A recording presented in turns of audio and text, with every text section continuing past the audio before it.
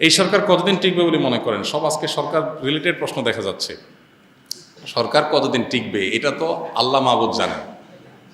আল্লাহ ছাড়া কারোর বলার ক্ষমতা আছে? বিগত সরকার যে পতন হলো, এটা কি তারা 5 দিন আগে 7 দিন আগেও তারা স্বপ্নেও ভাবছে? স্বপ্নেও ভাবে নাই। আমরা অনেকেই হয়তো আছি যে আজকে রাত্রে আমার মৃত্যু, বা 1 ঘন্টা পর আমার মৃত্যু লেখা আছে, 2 মিনিট পর আমার মৃত্যু লেখা আছে, আমি বলতে পারি? তো কিছু বিষয় আছে ভবিষ্যতে কি হবে না হবে এটা একমাত্র জানেন আল্লাহ রাব্বুল আলামিন, আর কেউ। এই জন্য এই সরকার কতদিন টিকবে সেটা একমাত্র আল্লাহই ভালো জানেন। তবে তাদের সামনে চ্যালেঞ্জ অনেক বেশি। একটা স্রোত উল্টাভাবে চলে আসতেছে 50 বছর ধরে, সেটা তারা পরিবর্তন করতে চাচ্ছে। কাজটা অত সহজ না, কারণ গোটা সিস্টেমটা যখন করাপ্টেড, গোটা সিস্টেমটা যখন উল্টাপাল্টা, সেটাকে চেঞ্জ করতে, মেরামত করতে হয়তো অনেক সময়ের প্রয়োজন হবে। আমরা বরাবর মতো তাদের জন্য দোয়া করি, আল্লাহ তাআলা তাদেরকে সেই শক্তি সামর্থ্য দান করুক। তারা আবার ভালো করতে গিয়ে ইসলাম বিরোধী জিনিসপত্র যেন ঢুকায়া সমাজটাকে নষ্ট না করে, এটা হলো সতর্কতার জায়গা। যদি সেরকম কিছু করে তারা, বা জনগণের আশা আকাঙ্ক্ষার খেলাপ কিছু করে, তাহলে আগেরগুলোর যে পরিণাম হয়েছে তার চাইতে ভয়াবহ পরিণাম তাদেরও হবে। কারণ এদেশে মানুষ মাথায় তুলতে দেরি করে, পায়ের নিচে নিতে দেরি করে না। বাঙালি হলো হুজুগে। হ্যাঁ, আসছে নতুন সরকার পরিবর্তন করবে, অনেক ভালো, হান তান নারায় থাকবে, সুবহানাল্লাহ আলহামদুলিল্লাহ বলতে দেরি নাই। আবার উল্টাপাল্টা করবেন, সীমা ছাড়াই চলে যাবেন, বাঙালি সাইজ করতেও দেরি করে না।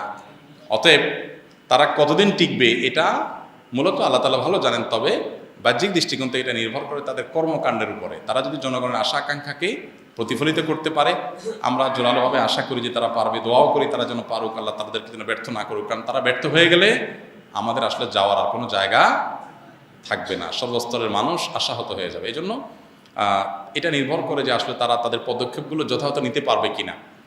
আমরা বিগত আমলগুলোতে যেরকম দেখেছি, পাঠ্যপুস্তকে ইসলাম বিরোধী জিনিস ঢুকানো হয়েছে, নানান মুসলমানদের চিন্তা চেতনা, বিশ্বাস বিরোধী জিনিস পুশ করার চেষ্টা করা হয়েছে। এগুলোতে পাবলিকের মধ্যে যে ক্ষোভ ছিল, মানুষ সেগুলো সবগুলো প্রকাশ করেছে এই বৈষম্য বিরোধী আন্দোলনে, সর্বস্তরের মানুষ অংশগ্রহণ করেছে। অতএব নতুন সরকার তারা যেন সেরকম ভুল না করে, এটা একটা ব্যাপার। এর পাশাপাশি জনগণের আশা আকাঙ্ক্ষা, এটা প্রতিফলন হওয়ার জন্য বেশি কিছু না। আমি একটা কথা প্রায় বলি, একটু আগেও বলছি একবার, যে এদেশে মানুষের চাহিদা আসলে অনেক বেশি না। কারণ এদেশে মানুষ ঠকতে ঠকতে শাসকদের তরফ থেকে জুলুমের শিকার হইতে হইতে এমন একটা পর্যায়ে চলে গেছে যে এখন অবস্থা হয়েছে ভিক্ষা থাক কুত্তা ঠেকা, ভিক্ষা থাক কুত্তা ঠেকা। আমার দোকানদার আমি করব, তুমি চাঁদাবাজিটা বন্ধ করো।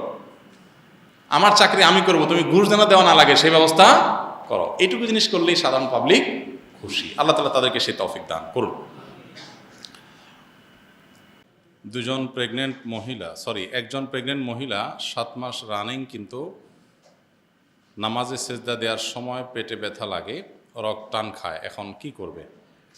যদি কোনো নারী প্রেগনেন্ট অবস্থায় রুকু সেজদা করতে অপারগ হন, একটু কষ্ট হলে সেই অজুহাতে নামাজ বসে বা ইশারায় পড়া যাবে না। অপারগ যদি হন, যে না কোনোভাবে পারেন না, দিতে গেলে তার সীমাহীন কষ্ট হয়, অসহনীয় কষ্ট হয়, অথবা পড়ে যাওয়ার আশঙ্কা থাকে যাতে তিনি এবং গর্ভস্থ সন্তান ক্ষতিগ্রস্ত হতে পারেন, তাহলে এরকম পরিস্থিতিতে তিনি বসে ইশারায় নামাজ পড়তে পারবেন।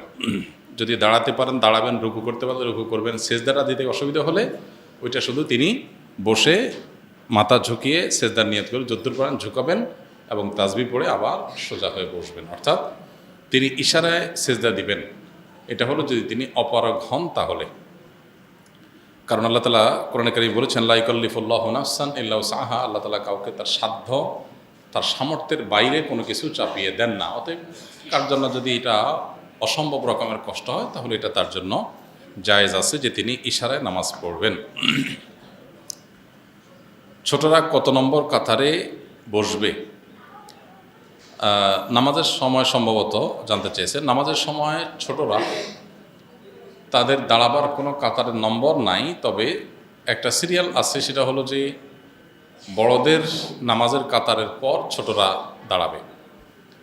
কিন্তু যদি ছোটদের সবাইকে একসাথে বড়দের কাতারের পরে দাঁড় করানো হয়, আর তাতে যদি তাদের দুষ্টুমি সবাই মিলেমিশে একসাথে করার সুযোগ আরও বেশি হয়, তো এরকম পরিস্থিতিতে তাদেরকে বরং বড়দের সাথে সাথে নিয়ে নেওয়া যেতে পারে। বিশেষ করে আজকাল বাচ্চারা যে পরিমাণ দুষ্ট হয়েছে, তাদের সবাইকে পেছনের কাতারে দিলে যদি মসজিদে বাকিদের নামাজের অবস্থা খারাপ করে ফেলবে মনে হয়, তাহলে তাদেরকে বড়দের সাথে সাথে কাতারের মাঝখানে ঢুকাই নেওয়া যাবে।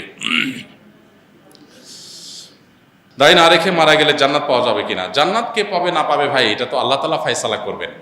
দাড়ি নিয়ে চলে গেলেই জান্নাত যদি হয়, তাহলে রবীন্দ্রনাথও জান্নাতে চলে যাবে।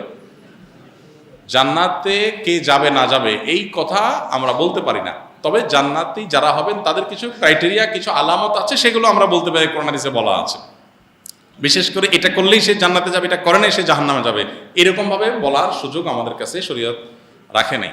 তো এই জন্য দাড়ি না রেখে মারা গেলে সে জাহান্নামে যাবে এভাবে আমরা বলতে পারি না, এবার বলার শিক্ষাও ইসলাম দেয় না। তবে হ্যাঁ, এটা ঠিক যে জাহান্নামী মানুষদের যে বৈশিষ্ট্যগুলো আছে তার ভিতরে একটা হলো দাড়ি চাষা। এর মানে এই না যে এটার কারণে সে জাহান্নামে যাবে, তার মানে এটা আল্লাহ নবীর ওয়াজিব নির্দেশ তরক করা হয়। তো ওয়াজিব নির্দেশ তরক করলে সেটা জান্নাতি কাজ না জাহান্নামী কাজ? নবী সাল্লাল্লাহু আলাইহি সাল্লামের অর্ডারের খেলাফ করলে, তার নির্দেশের খেলাফ করলে এটা কি জান্নাতের পথে যাওয়ার কথা না জাহান্নামের যাওয়ার কথা?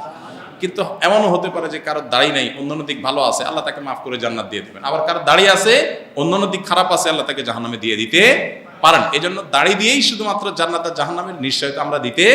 তবে এটা ঠিক যে দাড়ি না রাখাটা এটা ফাসিকি কাজ, গুনাহের কাজ, আল্লাহর অবাধ্যতার কাজ, যেটার পরিণতি ভালো হওয়ার কথা নয়। বিধায় আমরা নবী সাল্লাল্লাহু আলাইহি সাল্লামের এই ওয়াজিব নির্দেশ মানার চেষ্টা করবো। আল্লাহ আমাদেরকে তৌফিক দান করুন। ভূমিপল্লীতে আরও নিরাপত্তার জন্য সিসিটিভির আওতায় আনা প্রয়োজন, গার্ডদের হ্যান্ড মাইকের ব্যবস্থা করা জরুরি হয়ে পড়েছে, এগুলো আপনার মাধ্যমে সুপারিশ করা হলো। ভূমিপল্লী যারা দায়িত্বশীল আছেন, মুরব্বীরা আছেন, তারা একটু খেয়াল করবেন মেহরবানি করে এই বিষয়ে। আমি সিকিউরিটি গার্ডে চাকরি করি, ডিউটি চলাকালীন সময়ে জোহর, আসর, মাগরিব, এশার নামাজ পড়ার কোনো সুযোগ নেই, বিকল্প এমন কোনো উপার্জনের ব্যবস্থাও নেই যে সংসার চালাবো। এমত অবস্থা আমি কি করতে পারি, দয়া করে কোরআন হাদিসে জানাবেন। দেখুন, মানুষের বেঁচে থাকার জন্য যে অনেক বেশি জিনিস দরকার, আসলে তো তা না।